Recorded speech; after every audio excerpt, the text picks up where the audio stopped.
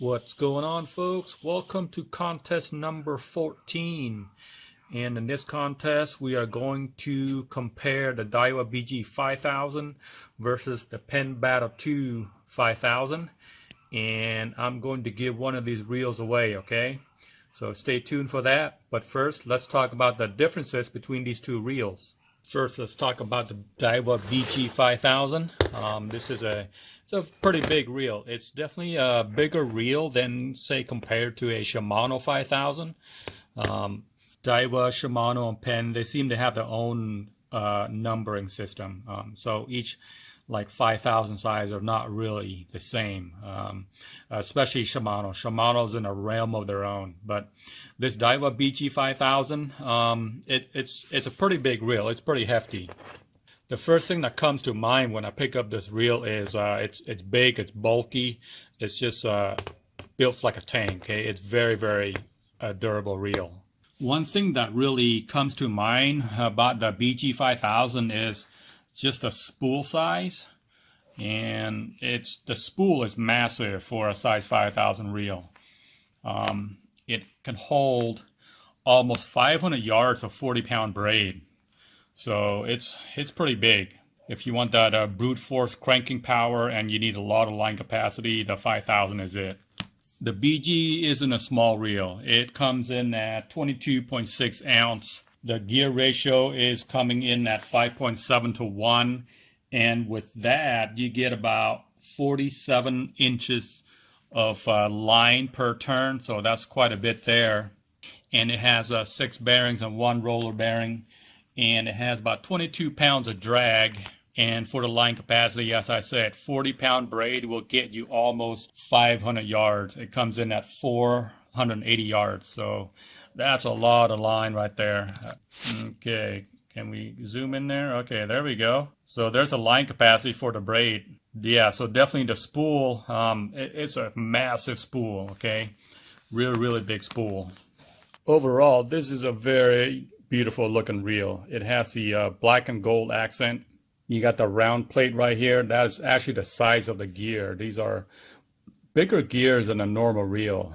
So you have pretty much a lot of cranking power. Now I have used this reel for tossing crab hawks from shore, and it can definitely take it. It's very durable. It's well built. I've had no issues with it. You know, when you're hauling in those crab hawks, you know, sometimes you get about 4 or 5 big crabs on there. It can cause a lot of drag, so it's very heavy. But this reel can handle it without any problem. It's got a very nice handle, thick rubber, so it won't slip off your hand even when it's wet. It's got a massive arm right here. And the handle is a screw-in type, so that's kind of nice. Screws in just like that. The drag knob is at the top here and it's very crisp. It's got a nice sound to it. It clicks very evenly. Drag is pretty loud. You can definitely hear it if the fish is pulling. Now, if you're looking for a reel for surf fishing, this wouldn't be it. This is way overkill. This is, you know, considering the size of red tails, this would be an overkill for surf fishing the Oregon coast. But if you want to use this maybe for salmon, for tossing crab hawks or crab snares, this is a perfect reel for it. Okay, so now let's talk about the Penn Battle 2. This is the size 5000. The spool is braid ready right here. It's got a rubber gasket, so you don't need any like mono backing to tie on braid line. You can just tie it right onto the spool, and that rubber gasket is going to stop it from slipping, so that's pretty cool. This reel comes in at about 19.8 ounce or about 20 ounce, a little bit lighter than the Daiwa. The handle is also a screw-in type, just like the Daiwa, and it's got a nice rubber grip right here as well. The Penn is also a pretty nice, big, beefy reel. I definitely wouldn't use this for surf fishing. I think it's a little bit way too big for it. If you want to go use it for surf fishing, I would get about 2 sizes down, you know, get the 3000. And for this one, I would probably use it for crab hawking or for salmon. You know, it's big, it's pretty durable. It'll definitely can toss a crab hawk or a crab snare without any problem. The gear ratio is at 5.6 to 1, and it has 5 ball bearings and 1 roller bearing, and it has 36 inches per crank, just a little bit less than the Daiwa, but again, the Daiwa is it has such a bigger spool. And this one comes in at 25 pounds of drag, so plenty of drag right there.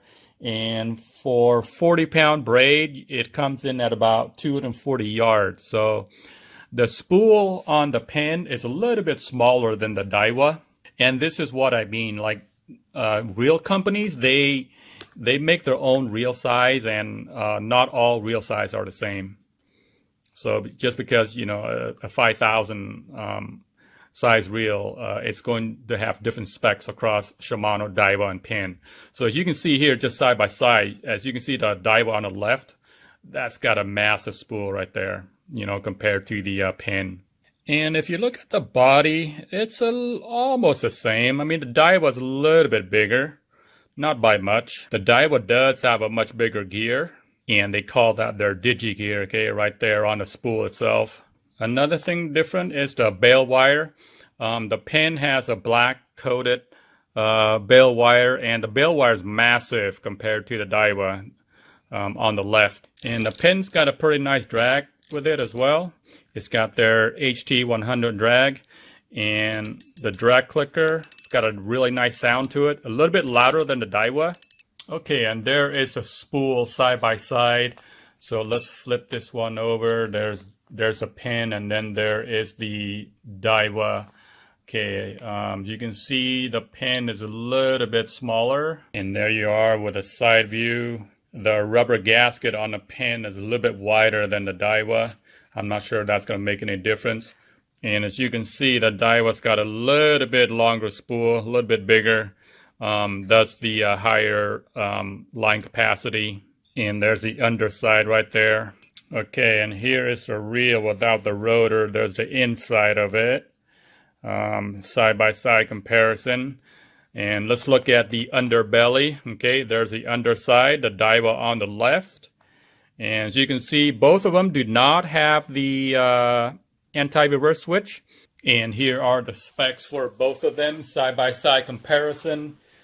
The Daiwa on the left and the Penn on the right. And one other thing I should note is that the Daiwa, the bale is a manual bale. So what the heck does that mean? It means that when you flip the bale like that, and it won't flip over when you turn the handle. So what you got to do is you got to manually flip that bale over like that. Okay. On the Penn, it has an auto bale. When you flip it, turn the handle, and it's going to click back by itself. Okay, so that's the difference. Now, I got these two reels for tossing crab hawks. They work really well, as I said. They're pretty strong. They're very durable. Because of their size, they have so much cranking power that they work just perfect for pulling in those crab hawks or crab snares from shore. I put about 80-pound braid line on these reels, and they work really well. So I guess you're probably thinking, okay, which reel is better? Well, it really doesn't matter, honestly. People have their own preference. They have their own prejudice on which reel is better. Lots of people like the Penn. Lots of people like the Daiwa. I like them both. They're really solid reels. I have no issue with both of them. And as for the price, they're about the same. They're not a big difference at all. It depends on where you get it. They're about $100. Tackle Warehouse, Amazon, Cabela's, Bass Pro, they all have them, and they all have their own price. I get mine from Amazon. I have the free shipping, so it varies. So I think they average about $100. All right, so that's about it, folks. That's about it for the real comparison between the Daiwa BG 5000 and the Penn Battle 2 5000. So I'm going to give one of these reels away, and I'm going to give away the Penn Battle 2 5000. That's right, guys. So if you want to win this awesome reel, it's pretty easy. Okay, folks, to enter this contest number 14 right here, It's pretty easy. Just go to my website, everlist.com. There is a registration link right here. You click on register, you enter your info, and you enter the code, which is this box right here, this image. If it's not clear, keep on clicking reload until you get one that is clear. Then you enter here, submit. After you submit, check your email and click on that validation link in your email. If you don't see it, just check the spam folder. If you don't see it there, just wait for a little bit. It should show up. Just a little warning, older emails tend to have a delay or not get it at all, like Hotmail, Yahoo, etc. It's safe to use your Gmail. That's what I would recommend. Once you validate your account, you go to click on this Contest 14 link right here, and then all you got to do is there will be questions. There will be a section right here to enter your answers. So just enter the answers in the comment section, and that's it. That's all you do. It's very, very simple. All right. So here is the question for the contest. You guys ready? The question is, let's say the entire West Coast is having a crisis with an invasive species where snakeheads are destroying local environments. There are no more salmon and no more trout due to their ravenous feeding habit. Even warm water game fish are starting to disappear. Name 3 policies you would pass to help eradicate the snakeheads. All right, folks, good luck.